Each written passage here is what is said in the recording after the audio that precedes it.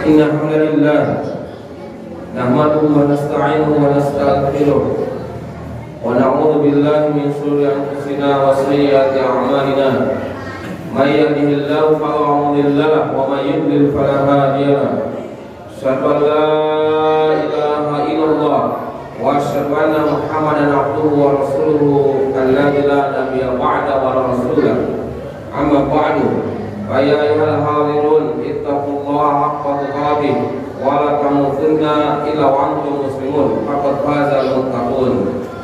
Hadirin jamaah Jumat yang dimuliakan Allah Subhanahu wa taala, puji syukur kita panjatkan kehadirat Rabbi dengan nikmat iman, nikmat Islam, nikmat sehat dan kesehatan yang Allah berikan kepada kita semua.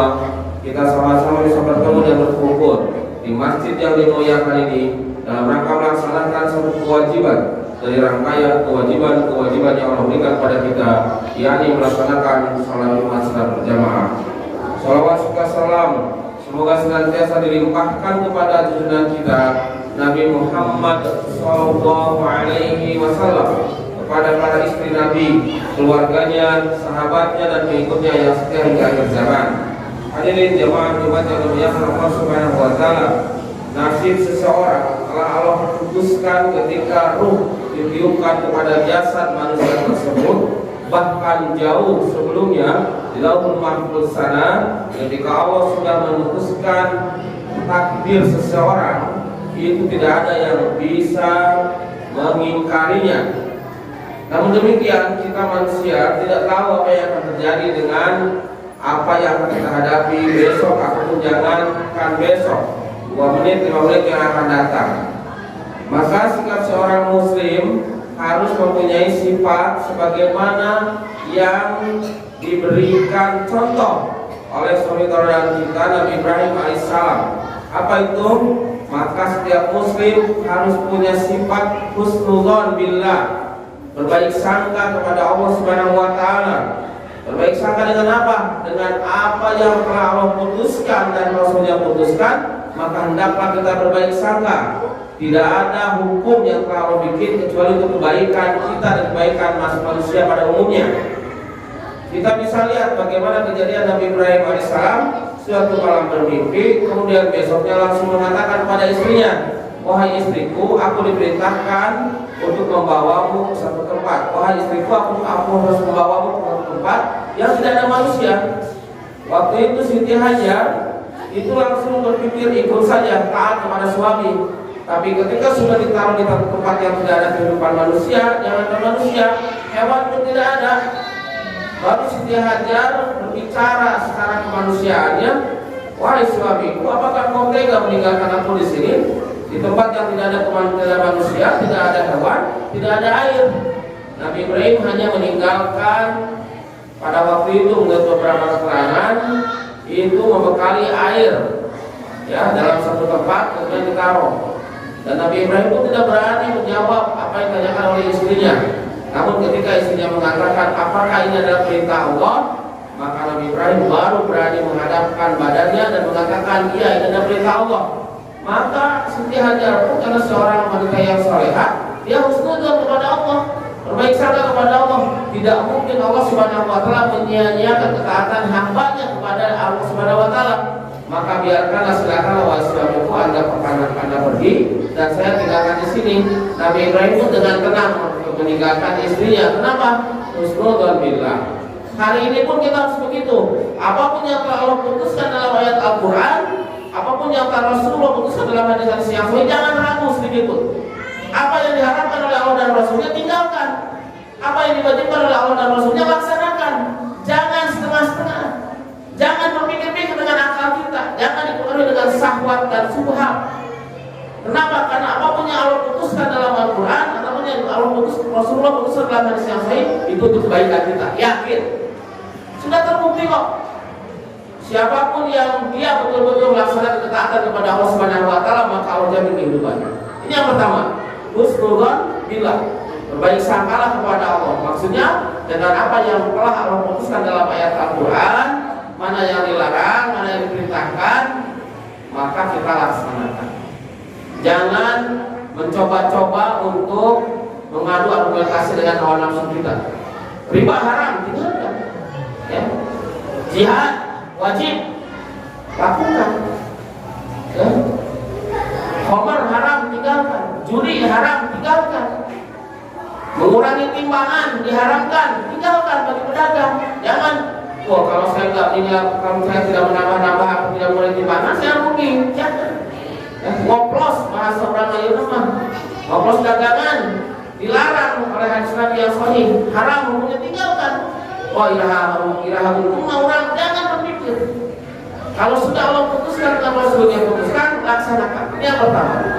Husnudon bila berbaik sangka kepada apa yang Allah putuskan. Ya. Yang kedua apa? Yang kedua, gerakan tubuh kita, keluarkan kemampuan kita untuk menghidupi kehidupan kita ini dengan yang halal dan baik.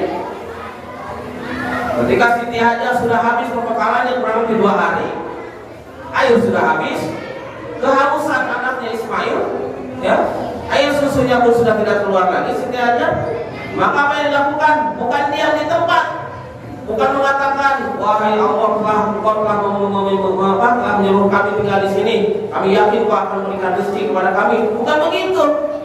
Tapi Siti Hajar berlari ke Bukit Sofa, berlari ke Bukit Parwa, bolak-balik 7 kali sampai keluar keringat, sampai habis tenaganya dalam beberapa keterangan sirah itu.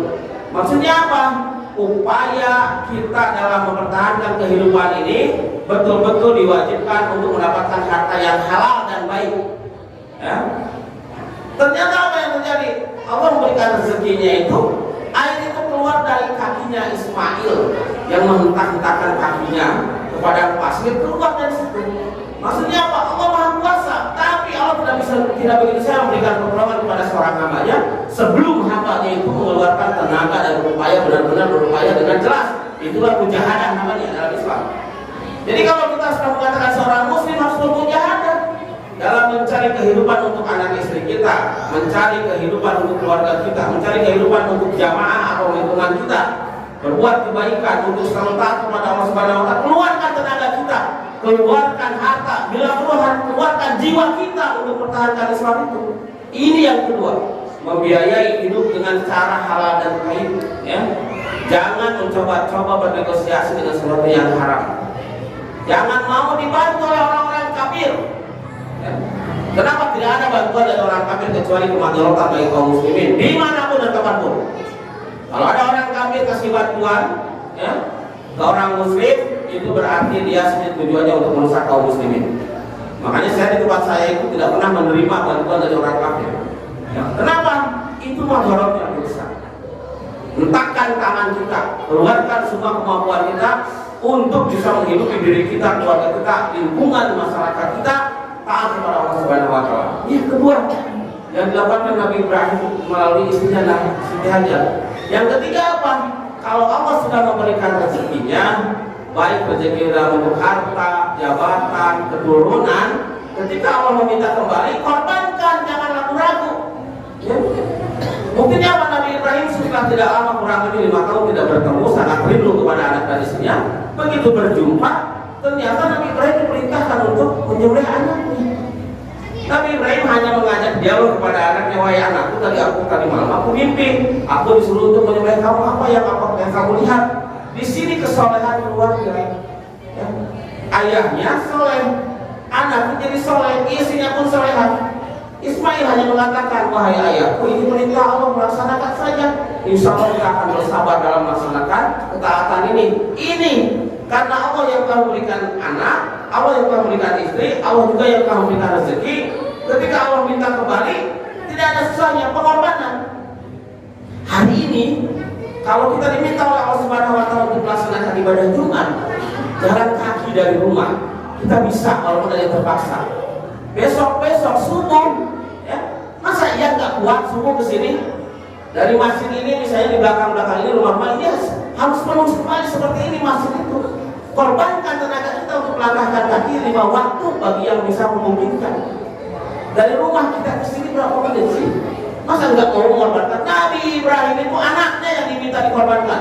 Kita kalau hanya diminta kaki saja jalan susah, jangan salahkan lagi Islam dan Allah kalau kita susah hidup kita.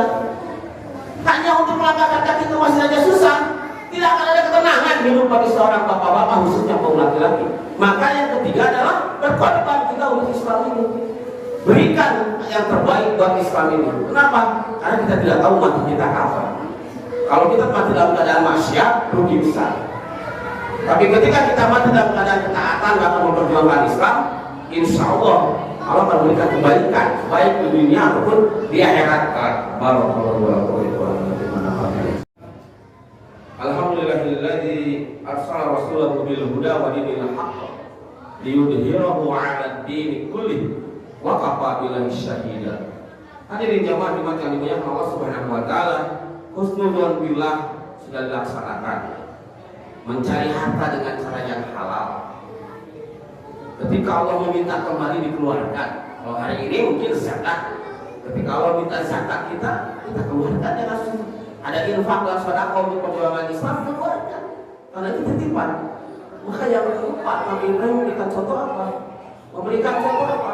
Contoh keberanian menawarkan kebenaran dalam masyarakat. Tidak membiarkan kekafiran, kemusyrikan, kezaliman. Ini tingkat yang keempat yang diajarkan Nabi Ibrahim alaihissalam. Jadi kalau pulang ibadah haji harus menjadi orang yang husnudzon kepada Allah, apik mencari hartanya, berani mengorbankan harta untuk Islam, dan keempat menjadi mujahid berdakwah amal ma'ruf nahi munkar. Di mana dalilnya? Al-Mumtahanah ayat yang keempat. Qad kanat lakum uswatun hasanatun fi Ibrahim walladzina ma'ahu id qalu liqaumihim inna bura'u minkum mimma ta'budun. Sungguh telah ada suri tauladan yang baik bagi kamu di dalam diri Nabi Ibrahim beserta orang-orang yang bersama Nabi Ibrahim. Siapa? Anak dan istrinya. Apa suri tauladan yang baik untuk id qalu liqaumihim? Ketika Ibrahim berani mengatakan dengan lantang kepada kaumnya, kaum kafir, kaum musyrik, kaum zalimun, inna bura'u minkum mimma ta'budun. Kami berlepas diri dari Tuhan-Tuhan yang kamu sembah, wahai kafir. Kafarna bainana wa bainakum wa qad bada bainana wa bainakum adawata wal baghdau. Kami mengingkari Tuhan-Tuhan yang kamu sembah. Kamu zaman ayeuna, Nasrani aing mah lepas teuing jeung maneh kok sembah Tuhan maneh. Hindu budak kok saya hanya menyembah Allah. Kafarna bainana wa bainakum wa qad bada bainana wa bainakum adawata wal baghdau. Dan sungguh telah nyata permusuhan dan kebencian kami dengan kekafiran. Manusia kafir tidak boleh dianiaya, tapi nilai-nilai kekafirannya harus kita benci dan kita bermusuhan dengan nilai-nilai kafir. Maksudnya apa? Kalau ada orang-orang kafir menawarkan sistem hidup dengan kekafirannya, tolak dengan tegas. Nanti ada Natalan, orang-orang Kristen sok banyak Natalan, tolak, katakan kafarna bainana wa bainakum al-adawata wal baghdau. Saya benci dengan kekafiran itu. Kalau orang kafir tidak macam-macam, sudah biarkan hidup secara manusiawi. Tapi kalau mereka menawarkan sistem kehidupan kafirnya kepada kita tendang, bahkan kita usir mereka, karena mereka menawarkan kekafiran. Kenapa? Hidup kita ini tidak ada gunanya di muka bumi ini kalau kita tidak bisa mempertahankan keimanan diri kita dan keluarga kita. Ini yang dikatakan oleh Nabi Ibrahim. Maka sebetulnya ibadah haji yang istimewa itu bisa melahirkan ini. Atau kita belum bisa katakan dengan duit tidak bisa berangkat ibadah haji, maka haji yang sesungguhnya adalah ini. Makanya dulu zaman Belanda itu orang-orang Islam di Indonesia tidak boleh melaksanakan ibadah haji. Walaupun hanya seumur hidup itu bisa sekali haji, ulama-ulama kita itu, tapi begitu pulang dari ibadah haji itu, dia menjadi orang yang mukhlisin, ikhlas, optimis, ya, berjuang di jalan dakwah Islam, dan menjadi mujahidin. Kenapa orang kafir Belanda bisa kalah? Para haji yang dulu memimpin jihadnya, mereka berangkat pulang ibadah haji. Pulang ibadah haji itu jadi mujahidin. Berkali-kali haji saat ini masih terjadi mujahidin. Aneh. Ya, cukup satu kali zaman dulu itu haji itu. Ya, hari ini pun sebenarnya kita harus introspeksi. Kalau melaksanakan ibadah haji berkali-kali, ternyata kita tidak mau melakukan menjadi mujahidin, tidak berdakwah untuk Islam dan kemenangan Islam kaum muslimin, introspeksi haji kita.